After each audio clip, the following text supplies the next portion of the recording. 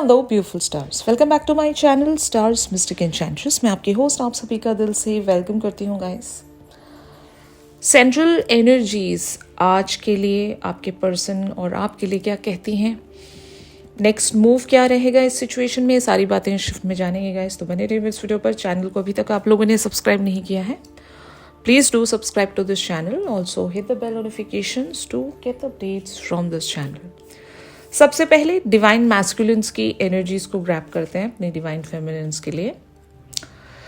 Getting to know each other and let your friends help you. इन cards में लिखा है, as you reveal your innermost selves to each other your bond deepens. And यहाँ पर let your friends help you का card कहता है, ask for and accept support from others. तो यहाँ पर इट इज़ क्वाइट क्लियर कि आपके पर्सन आपके प्रति एक मिस्ट्री सेंस कर रहे होंगे, जो रिसेंट इवेंट्स रहे हैं या आपके बिहेवियर्स जिस तरह से भी इस पर्सन के तरफ गए हैं या जो भी बातचीत हुई होगी, तो एक मिसकम्युनिकेशन या कम्युनिकेशन गैप मैं यहाँ पर आप दोनों के बीच में देख रही हूँ।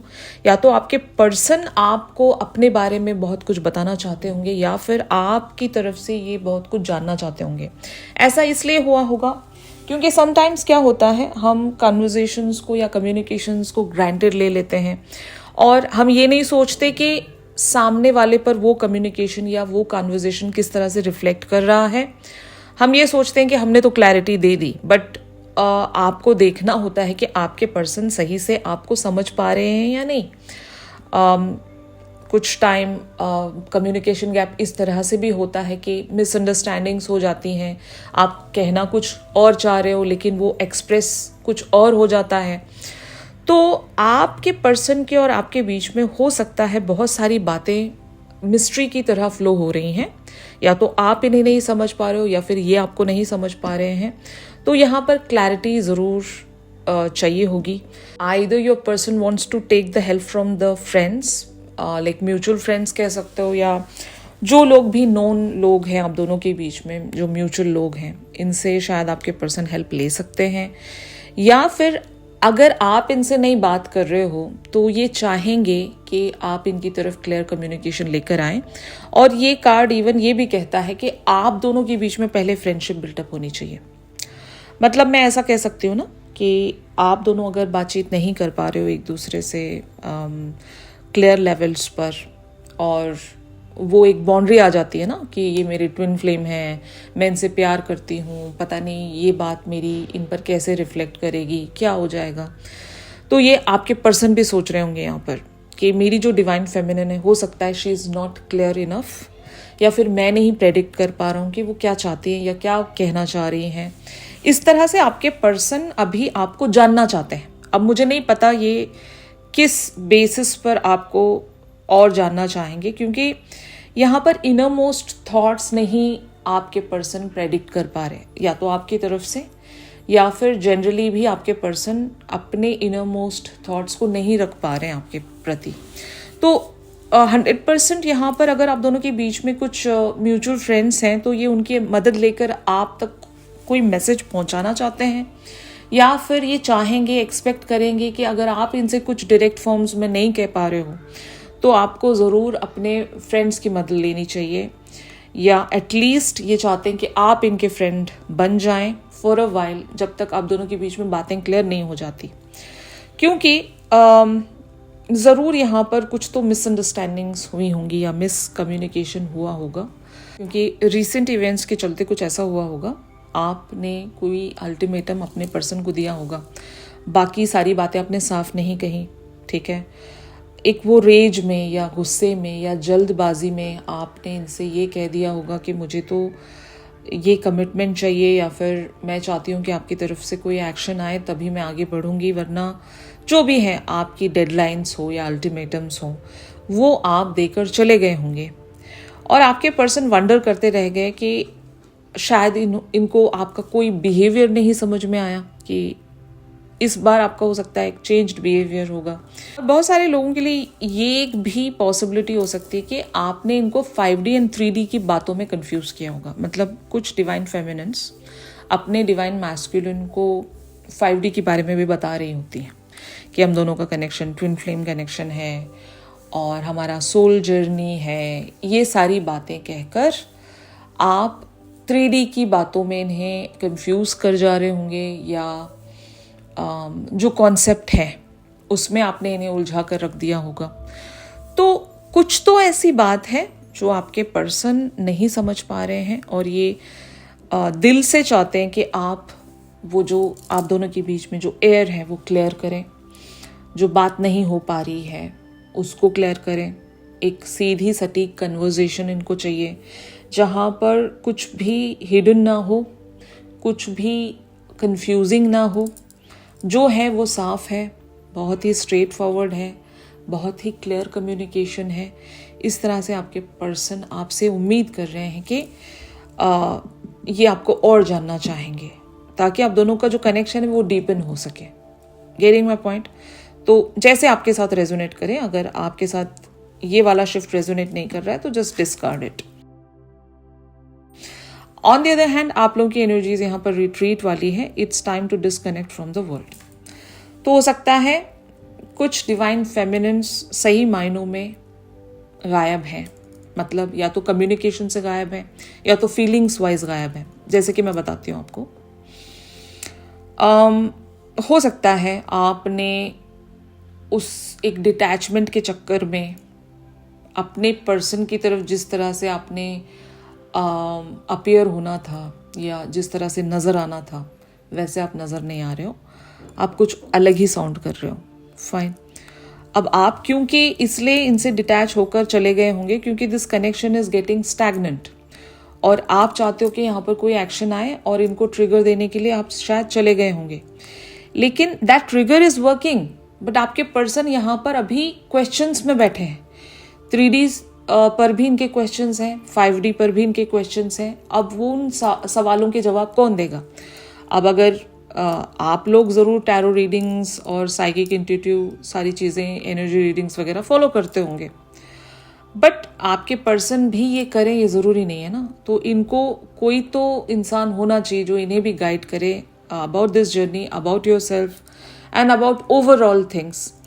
तो ज़रूर यहाँ पर कुछ डिवाइन फेमिनिन्स अगर एक ब्रेक लेकर अपने पर्सन से दूर हो गई हैं तो कम बैक कीजिए, कुछ टाइम अपने पर्सन को दीजिए जहाँ पर आप सिर्फ और सिर्फ प्योर फॉर्म में डिस्कस कर रहे हो, अपने दिल से बात कीजिए। क्योंकि अगर आप इनको कुछ ऐसे टर्म्स इस्तेमाल करके इन्हें कंफ्यूज कर रहे हो तो now this is the high time जहाँ पर आपको चाहिए कि आप अपने पर्सन के साथ क्लियर कम्युनिकेशंस में आएँ, इन्हें समझाएं कि क्या आप कहना चाहते हो, या फिर अगर इवन आप इस ट्विन फ्लेम जर्नी का कॉन्सेप्ट भी इन्हें बताना चाह रहे हो तो आपको अपने शब्द बहुत ही हल्के रखने पड़ेंगे, बहुत ही क्लियर रखने पड़ेंगे, क्योंकि कुछ तो है जो मिस इंटरप्रेट हो रहा है आपके पर्सन पर और ये समझ नहीं पा रहे हैं। तो रिट्रीट का कार्ड ये भी कहता है कि कुछ समय अपनी दुनिया से आप ऑफ ले लें या ब्रेक ले लें, इनके साथ कनेक्ट हो जाएं, अपने पर्सन के साथ जो कि आपके डिवाइन मैस्कुलिन है। इनके साथ कनेक्ट होकर इन्हें आप या तो क्लैरिटी दे दें या आप क्या चाहते हो इस कनेक्शन में उस बात की क्लैरिटी रखें। और जनरली अगर ये कुछ आपसे सवाल कर रहे हैं तो उन सवालों के जवाब अभी आपको देने पड़ेंगे, क्योंकि आप ऐसे गायब नहीं हो सकते। यहाँ पर आपका रोल है और बहुत ही इम्पोर्टेंट रोल है। अभी आपको इनके साथ एक तरह के कनेक्ट में या बॉन्ड में आना पड़ेगा टू डीपन दिस कनेक्शन। अब जब नेविगेशन ही नहीं है डिवाइन मैस्कुलिन के पास तो वो कैसे आगे बढ़ेंगे? उनको ये जर्नी नहीं पता। आपने इस जर्नी को डिस्कवर किया है, आप इस जर्नी के इवन लीडर भी हो। तो जब आप ही ने इनको सही सही रास्ता नहीं दिखाया तो ये कैसे आपको फॉलो करेंगे या फिर कैसे नेविगेशन रख पाएंगे इस जर्नी पर और मंजिल तक कैसे पहुंच पाएंगे?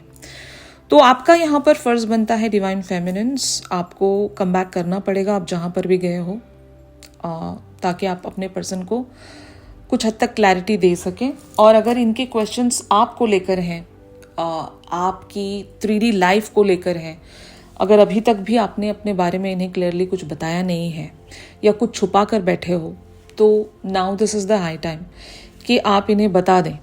क्योंकि ये सुनना चाहते हैं। अभी ये उसी माइंड फ्रेम में है कि ये आपकी बातों को सुने, समझें, देन एक्ट करें।